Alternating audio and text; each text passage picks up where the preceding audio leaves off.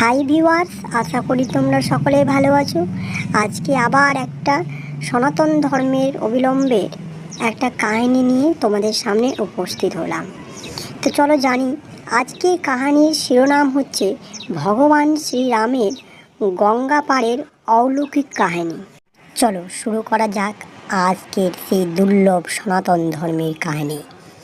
অযোধ্যা রাজপুত্র শ্রীরাম যখন বনবাসে যাওয়ার জন্য রাজপ্রাসাদ ত্যাগ করেন, তখন তার সঙ্গে ছিলেন মা সীতা এবং তার ছোট্ট ভাই লক্ষ্মণ।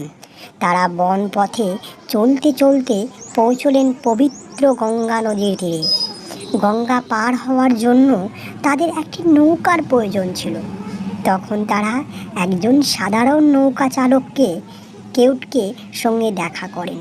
শ্রীরাম তাকে অনুরোধ করেন যেন তিনি তাদের গঙ্গা পার করে দেন, কিন্তু কেউট বিনীতভাবে বললেন, প্রভু, আমি আপনাকে সরাসরি নৌকায় তুলতে পারবো না, আগে আপনার পা ধুতে হবে।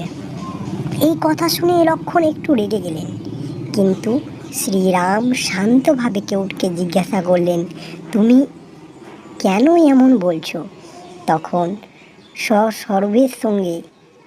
কেউট উত্তর দিলেন, আমি শুনেছি আপনার পায়ের স্পর্শে পাথরও জীবন্ত হয়ে ওঠে, যেমন অহল্যার ঘটনা।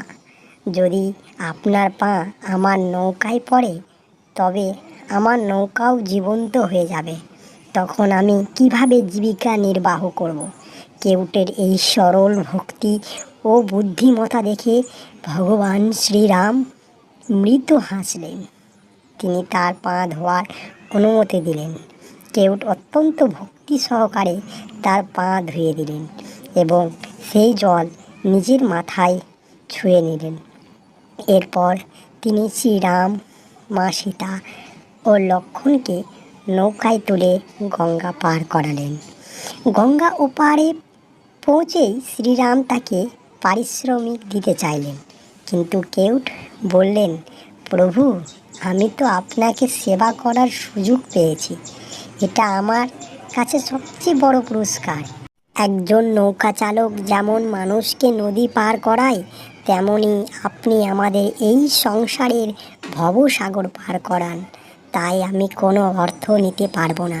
স্বয়ং ভগবান শ্রীরাম মনে মনে বুঝতে পারলেন এবং মুচকি হেসে সেই কথাগুলো শুনে শ্রীরাম কেউটকে আশীর্বাদ করলেন।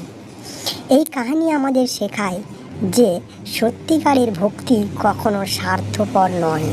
ভক্তের হৃদয়ে শুধু ভালোবাসা ও বিশ্বাস থাকে, যা ভগবানের কাছে সবচেয়ে প্রিয়।